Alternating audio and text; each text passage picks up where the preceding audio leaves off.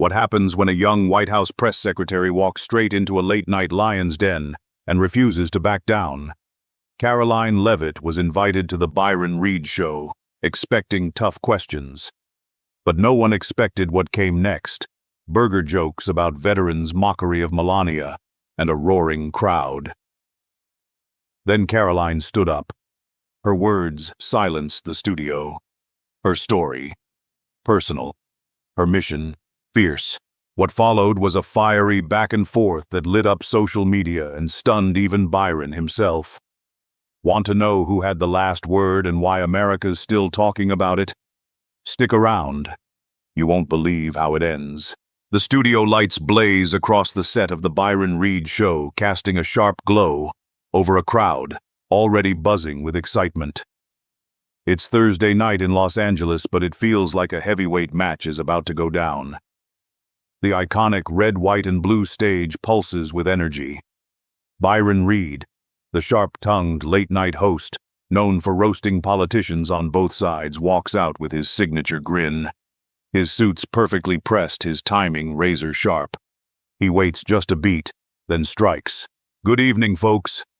Big day in Washington. President Trump just delivered a moving speech honoring our veterans. He pauses, smirking, by proposing higher taxes for the younger generation. That's right. Nothing says, "Thank you for your service." Like a burger and a bill, laughter erupts like a burst dam. Applause, whistles, even a few people wiping tears of amusement. Byron chuckles along, knowing exactly what he's doing. He's not just warming up the crowd, he's lighting a match. The remark about Trump's tribute linking military honor with fast food and fiscal burden is biting risky and perfectly timed for a viral moment. He keeps going. Forget medals, maybe next year he'll hand out coupons to McDonald's. Thanks for Normandy, have a Big Mac on me. The crowd roars again. Byron knows his audience. These are folks who tune in not just for the laughs, but for the jabs, especially when they hit the right target. And tonight the former president is front and center. With the studio at full boil, Byron paces the stage, feeding off the energy. Don't worry, folks. We've got a special guest tonight. She's sharp, she's loyal, she's bold, and she just might defend that speech better than the man himself. Please welcome White House Press Secretary Karoline Leavitt. Applause surges again, though now it's mixed with curiosity, with skepticism, maybe even tension. A few supportive claps, a few sarcastic hoots. The tone shifts. People lean in. Everyone knows what's coming. Byron steps back, hands clasped, eyes twinkling like he's just set the trap. I promise you tonight's going to be one for the books. He turns toward the entrance. The air hangs tight like a rope about to snap. The music swells. The crowd hushes. Karoline Leavitt is about to walk into the lion's den, and she has no idea that the jokes have already been served hot with a side of sarcasm and a big gulp of national tension. The studio lights dim just enough to build tension. Then the announcer's voice booms through the room. Please welcome White House Press Secretary Karoline Leavitt. The audience shifts in their seats. Some lean forward, others fold their arms. A few clap enthusiastically. Others stay silent, skeptical. And then she appears. Karoline steps out from stage left, dressed in a crisp navy suit that speaks more about duty than glamour. No extra sparkle, no theatrics, just clean lines, calm confidence, and a focused gaze. She doesn't wave, doesn't pause. Her steps are measured steady. She knows exactly where she's walking and who she's walking toward. Byron Reed greets her with a lopsided grin, half friendly, half loaded. The crowd's reaction is split. Some whistles, some warm clapping, and some sharp mutters barely hidden under the thrum of studio noise. Karoline sits down smoothly, posture straight, hands resting lightly on her lap. The moment she settles into the chair, Byron fires the first round. Well, Karoline, he says, voice playful but edged, just curious. Were you eating burgers during the veterans ceremony, or were you too busy posting on Truth Social? It lands like a slap, cloaked in silk.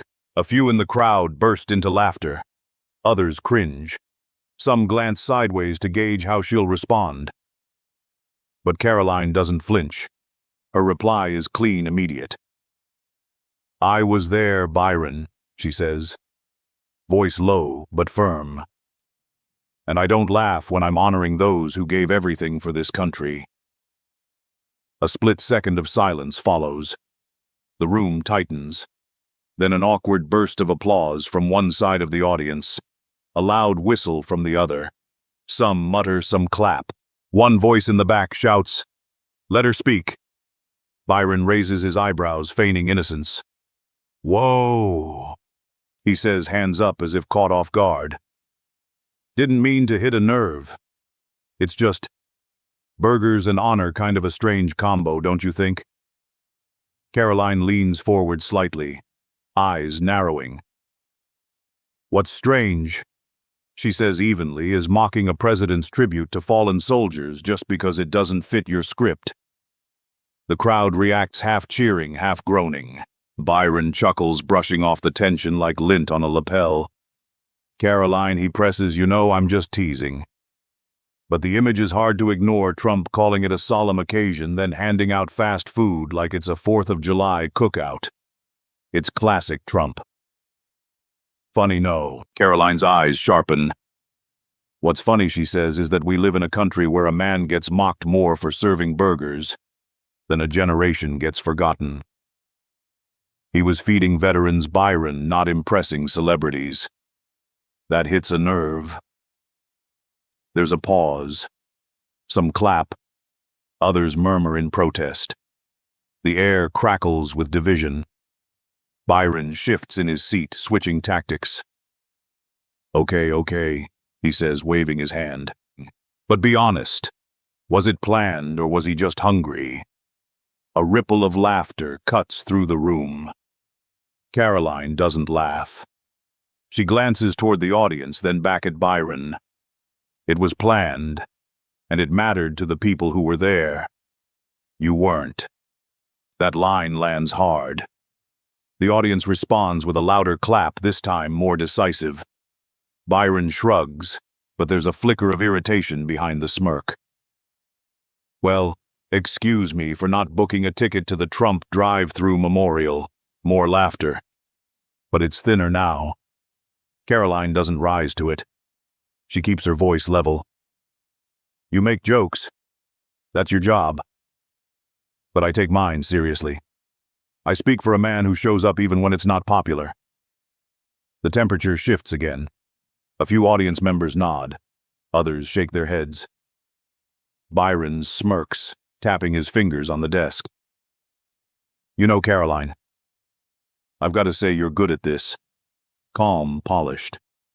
But loyalty like yours, it's either inspiring or terrifying." Karoline answers without hesitation. "It's earned. Not bought, not scripted. Earned." He leans forward. "So you'd defend anything, even if he handed out Happy Meals at Arlington?" She meets his gaze. "If he showed up, if he looked veterans in the eye, if he honored their sacrifice?" "Yes." Silence. The kind that feels like a held breath. The crowd doesn't know what to do. Some erupt into applause. Others boo. The divide is real, visible, raw, and growing by the second. Byron tries to pull it back. "Let's not get too dramatic. It's just a late-night show after all." Karoline doesn't blink. "No, Byron. It's not just a show. It's what millions of Americans watch and believe. You're shaping opinions with every line. So maybe it's time you asked yourself, who's the punchline really hurting?" A hush falls. Not complete silence, but close.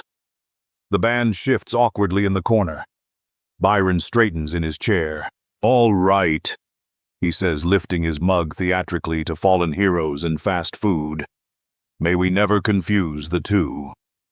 He drinks. Karoline doesn't smile. She simply says, "Then maybe stop serving both in the same sentence." That one line breaks the room open. Applause breaks out, not overwhelming, but meaningful. Byron nods slowly, acknowledging the moment, but already preparing his next move. But Karoline's presence has shifted something.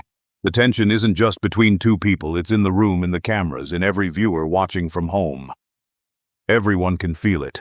This isn't going to be a typical interview. And this isn't just another guest. This is going to be a showdown.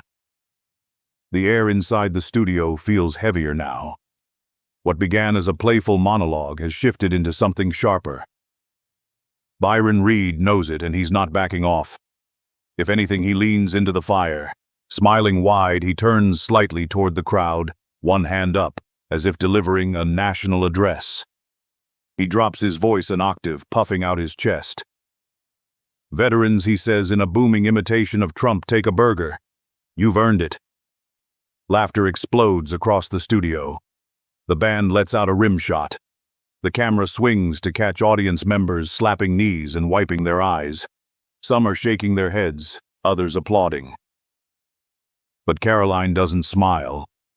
She doesn't even blink. Byron keeps going, pressing in like a boxer smelling blood. "And let's not forget," he says, "rumor has it, President Trump forgot the name of one of the heroes during that speech." Yikes. I mean, burgers are easier to remember than people's names, I guess. The crowd roars again, some gleefully, others with visible discomfort.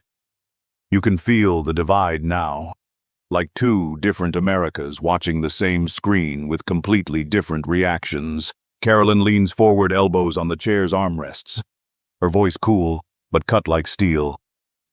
"Real heroes," she says, "aren't the ones sitting behind a desk making jokes about people who served. They're the ones who went when it was dangerous, who stood when others ran. And they sure don't need a late-night comedian turning their sacrifice into a punchline." Silence. Not total, but enough to shift the energy. The laughter tapers off. Some hands pause mid-clap. Byron raises an eyebrow. "Easy there, Karoline," he says, as if trying to dial it back. "You're telling me comedy's now off limits?" Karoline doesn't hesitate. "Not if it's funny," she says. "But mocking a president for honoring service members however he chooses to do it isn't comedy. It's cowardice." The crowd stirs. A few clap firmly. Others stay quiet, unsure whether to laugh or nod. Byron grins, but there's tension under it now. "I see he says so. Now I'm the bad guy for saying what everyone else is already thinking." Karoline's reply is instant. "No. You're the guy with a microphone shaping how millions think, and you just chose to make sacrifice look silly." That line hits hard. A few audience members murmur, "She's right." Others shift uncomfortably. Byron reaches for his mug, takes a sip, and tries to lighten the tone. "All right, Karoline, I get it. You're loyal. You'd take a political bullet for this man, huh?" Karoline's voice tightens. "I've taken worse. I've been mocked, threatened, shouted down, and I'm still here. Because some people still believe in service over show." "Touché," Byron says, trying to turn the mood, but Karoline presses on. "You think it's brave to mock someone from behind a desk, but you wouldn't last 5 minutes doing what the president does, or facing what our veterans faced. You ever visit a VA hospital, Byron? Ever hold the hand of a soldier who came home with one leg and still stands taller than you? That one lands hard." The studio is dead quiet now, not even a cough or whisper. Byron exhales slowly, clearly rattled, but he's not done.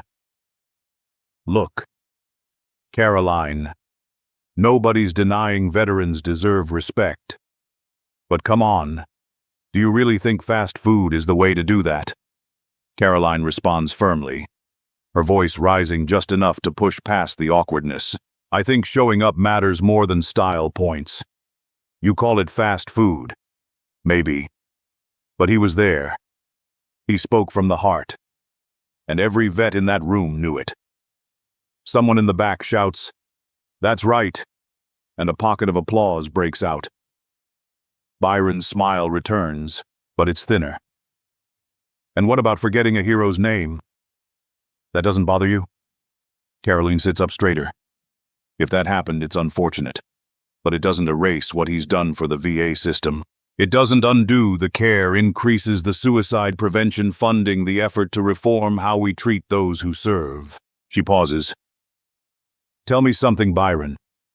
How many vets have you hired? The question hangs like smoke. Byron opens his mouth, then closes it. He chuckles, but it's forced. You're good, he mutters, shifting papers on his desk. Real good.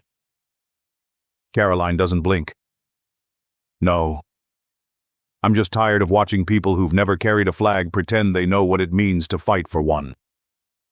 Now the audience erupts not with laughter but applause. A standing clap starts on one side and slowly builds. Not everyone joins, but enough to change the mood completely. Byron lifts his hand as if to stop the momentum. Okay, he says, waving the room down. We've still got half a show left, folks. He looks at Karoline again, eyes narrowed just slightly. Tell me this, then. What would you call what we're seeing here tonight? Karoline leans back, calm again. I'd call it America, she says. Messy, divided, loud, but still a place where someone like me can sit here and say this without being silenced. She points toward the camera. And someone watching at home who served in Korea or lost a brother in Fallujah knows tonight that we haven't forgotten them. A soft amen comes from somewhere in the studio. Byron Reed taps his desk twice, not smiling this time. All right. Fair enough. The band cues a soft riff to break the moment, but the air is still thick. This isn't just banter anymore. This is something else. Something deeper. Something the audience will remember long after the cameras stop rolling. By now, the studio feels less like a late-night comedy set and more like a courtroom. The crowd is split. Some lean forward, glued to every word Karoline says. Others glance around nervously, waiting for the next laugh to break the tension. Byron Reed senses the shift, but he's not done. Not yet. With a dramatic flourish, he reaches under his desk and pulls out a sleek black iPad. The crowd chuckles softly, knowing what's coming. Byron taps the screen a few times, then holds it up like a piece of evidence in a trial. Well, Karoline, he says with a smirk, you're not just trending tonight. You're practically breaking the internet. He reads the first tweet, leaning into the sarcasm. Karoline Leavitt, White House press secretary or PR manager for Trump's burger brand. Laughter ripples through the studio light at first. Then louder. Another tweet follows. Byron grins as he reads it. Trump's tribute speech sounded like a McDonald's order.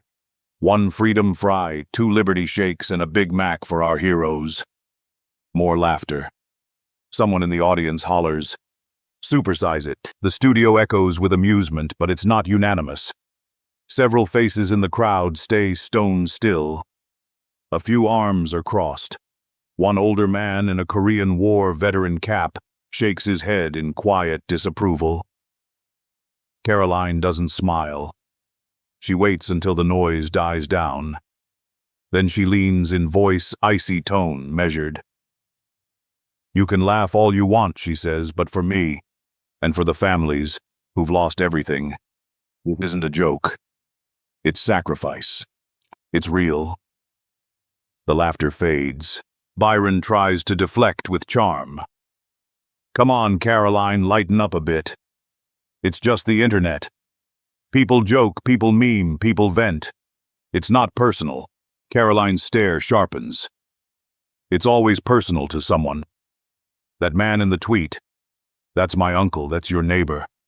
That's a woman who buried her son at Arlington. And now she gets to scroll past memes comparing his sacrifice to a cheeseburger. You call that harmless? A murmur spreads through the audience. Someone claps. Another follows. Then it's quiet again. Byron flips to another tweet, a little more cautious this time. Karoline says loyalty, but I see blind defense. When does patriotism become PR? He lowers the iPad slowly, waiting for her reaction. Karoline breathes in, holds it for half a beat, then speaks. I don't speak for PR.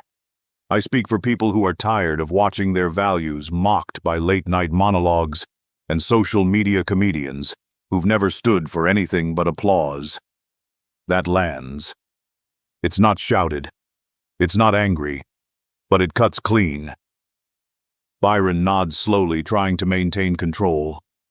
Look, I'm just reading what people are saying. Isn't that part of democracy, hearing from the folks? Karoline doesn't flinch. Sure. But are you listening or just laughing? He opens his mouth, then closes it. For once, Byron Reed is caught without a comeback. The iPad rests on the desk, now screen still lit up with more tweets, but Byron doesn't touch it. The crowd watches, sensing a turn in the momentum. Karoline continues. The internet is fast. It's funny, but it's also cruel, and sometimes it needs someone to stand up and remind people that behind every uniform was a heartbeat, and behind every soldier was a family praying they'd come home. Scattered applause rises again, louder this time. A man in the third row stands up and shouts, "She's right." Others follow with claps and cheers, while a smaller group groans and rolls their eyes. The room is officially split ideologically, emotionally, generationally. Byron sighs, attempting to regain footing. Okay. We all respect the troops. No one's saying we don't. But don't you think there's a place for humor, too? Isn't that part of healing? Karoline nods slowly. Absolutely. But when the humor punches down at the dead, at the grieving, at the ones who can't respond, it's not healing. It's just cruelty wrapped in a laugh track. Silence again. This time, deeper. Even the studio lights seem softer. Byron shifts awkwardly, swiping again through the feed. He half mumbles. The next tweet, Karoline's fire tonight is real, but the burger defense still feels like a stretch. She lets that one linger. Then replies, I'm not defending burgers. I'm defending presence, respect, effort. He showed up. He didn't need to, but he did, while others stayed home and made jokes. The veteran in the cap nods visibly, arms folded across his chest. Byron tosses the iPad aside with a mock sigh. All right, I surrender. Twitter has spoken. But Karoline, so have you. Karoline offers the slightest smile, but it doesn't soften her edge. Good. Because sometimes the truth needs to speak louder than the screen. The band tries a gentle jazz riff to transition, but the energy in the room is unmistakable. What began as a digital roast turned into a raw confrontation with how America treats its heroes, online, on stage, and in the silence in between. And for every tweet mocking fast food or questioning loyalty, there's a voice, quiet maybe but rising, that remembers what service looks like. And tonight that voice had a name. The studio still buzzed from the last exchange, the tension coiled tighter than ever. Byron Reed shifted in his seat, the iPad now resting silently on his desk, forgotten. The crowd had gone from roaring to murmuring, unsure whether to laugh, applaud, or simply wait for the next verbal punch. And then it happened. Karoline Leavitt stood up. It was sudden, almost electric. Her chair scraped back a few inches on the glossy stage floor. Her eyes, calm moments ago, now burned with something deeper. Conviction, grief, defiance. She wasn't just responding anymore. She was reclaiming the room. You call that humor? She snapped, voice slicing through the air. You call that entertainment, mocking the fallen, turning sacrifice into a soundbite just to get a few more clicks, a few more laughs? The room froze. Not a stir. Not a whisper. She looked directly at Byron, then turned slightly toward the crowd. Her voice dropped, not in volume, but in weight. When I was 6 years old, I got a letter in the mail. Not from Santa, not from school. It was from the United States Marine Corps. My father, Sergeant Thomas Leavitt, was killed in action in Helmand Province. I didn't get to say goodbye. I didn't get to see him walk through the door. I got a folded flag. I got silence. The room didn't breathe. Karoline's voice trembled for just a beat, but she held firm. I stand here tonight because of him, and because of millions like him. You can joke about burgers and speeches and Melania's outfits all you want, but don't you dare make light of what my father gave up. A gasp swept through the room, low, involuntary. One woman in the third row reached for a tissue. A man in a leather veteran's vest removed his ball cap and held it to his chest. Byron sat still, lips slightly parted. His grin had vanished. But he wasn't finished. He leaned forward, trying to break the silence with one last jab, hoping humor would reclaim the room. I mean, he said, voice laced with mock sympathy. Maybe Trump forgot that Marine's name too, but hey, he never forgets to call Melania the commander in beauty. The studio cracked. A mix of laughs and groans surged forward like a wave. Some clapped at the audacity. Others booed loudly. Someone shouted, "Not funny." Another barked, "Too far." Karoline didn't flinch. She simply looked at him. Dead center, no smile, no blink. You think that's clever? She asked coldly. You think humiliating a first lady, mocking a widow, turning grief into a gimmick makes you bold? It doesn't. It makes you hollow. The tension snapped. The crowd erupted, but not in one voice. It was chaos. Applause clashed with jeers. Some people stood in support. Others rolled their eyes and shook their heads. You could feel the fault line running through the very room, red and blue pain and performance reverence and ridicule. Byron looked like he wanted to say more, but the moment had shifted. It no longer belonged to him. Karoline turned back to the crowd. Every time someone like you uses their platform to mock sacrifice, you teach a generation to laugh at honor, to scroll past it, to make it disposable. I won't be part of that. The audience quieted again, this time from something different. Not awkwardness, not shock, but a kind of stunned respect. She took a step forward. Her voice steadied. This isn't about parties. It's not about politics. It's about remembering who we are, what we owe. And if that makes me old-fashioned, so be it. Somewhere near the back, a man shouted, "You tell him." Applause followed, less divided now, stronger, focused. Byron picked up his coffee mug but didn't drink. He stared at her like he'd just realized this wasn't the segment he thought it would be. Look, he said, tone dropping. I get it. You've got passion. You've got heart. But people tune in because they need a laugh. The world's too heavy. We lighten it a little. Karoline shook her head. No, Byron. You deflect it. You don't lighten it, you bury it under cheap jokes and call it satire. But the people I'm fighting for, they carry it every single day. Another wave of applause swept through the studio, stronger this time. Even those who didn't agree with her politics couldn't deny what they were witnessing. Authenticity raw and undeniable. Byron looked around, trying to gauge the crowd. The balance had shifted. He sighed, forcing a half smile. Well, folks, he said, this wasn't the burger brawl I expected, but I gotta say, Karoline's one tough cookie. She didn't laugh. She didn't nod. She just looked at him, calm, unshaken. I'm not here for cookies, Byron. I'm here for truth. With that, she turned slightly back toward the audience.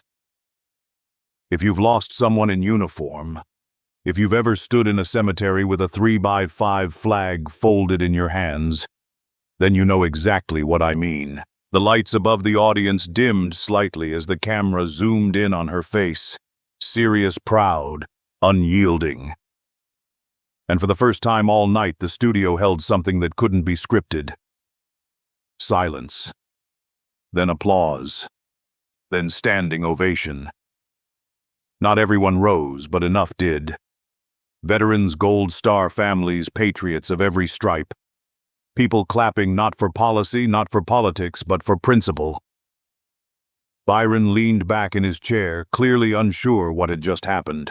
What started as a comedy segment had turned into a national moment. A cultural reckoning aired live before millions.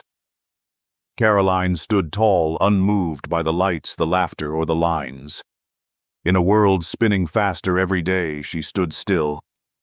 And in that stillness, she reminded everyone watching that some things are not up for jokes. The applause hadn't even settled when Karoline Leavitt looked straight into the camera, her voice cutting through the noise one final time. "I didn't come here to be entertainment," she said firmly. "I came to defend the dignity of the man fighting for this country because some things matter more than ratings." Her words hung in the air like the final note of a national anthem. A pause. Then one last wave of applause, slower but deeper, as if the crowd was no longer clapping for the argument, but for the principle. Byron, still seated behind his desk, attempted to lighten the moment. His smile returned, but it didn't carry the same weight. "Well," he said, eyes narrowing with a hint of surrender, "if Trump ever needs another press bodyguard, he should just go ahead and name you vice president." The crowd chuckled, some clapped, others waited. Karoline didn't miss a beat. Her voice was cool, her stance unchanged. "I don't need a title," she replied. "I need the truth, and I'll defend it with or without your approval." The audience erupted again, this time with something that sounded like respect. Even the critics couldn't deny what they'd just witnessed, a young woman standing her ground in the heart of a comedy studio, armed not with jokes but conviction. And the internet. It exploded. Within minutes, the hashtags lit up. Hashtag Karoline for America, hashtag Truth over titles. Commander and Grace Onyx, formerly Twitter. The reactions split fast and fierce.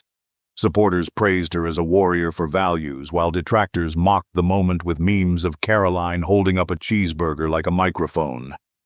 One viral meme showed her pointing at Byron with the caption, "I serve ideals, not fast food." Another showed a photoshopped White House press room, with the McDonald's logo replaced by a flag reading, "Now serving loyalty, not lettuce." But the biggest aftershock came just before midnight. President Donald J. Trump took to Truth Social, posting in bold, unmistakable all caps, "Karoline is a media warrior. She destroyed Byron Reed on live TV. Proud of her loyalty. She speaks for the people and for me." The post was instantly shared, screenshotted, turned into patriotic reels and tribute videos, racking up millions of views in just hours. While pundits debated whether she won the night, one thing was clear. Karoline Leavitt had done more than hold her own. She made a stand that millions felt in their bones. In a world obsessed with punchlines and polls, she chose principle. And for a generation of Americans who still believe in sacrifice, service, and standing tall, her voice didn't just echo. It rang true. In today's divided world, Karoline Leavitt's stand reminds us that truth, honor, and service should never be the punchline.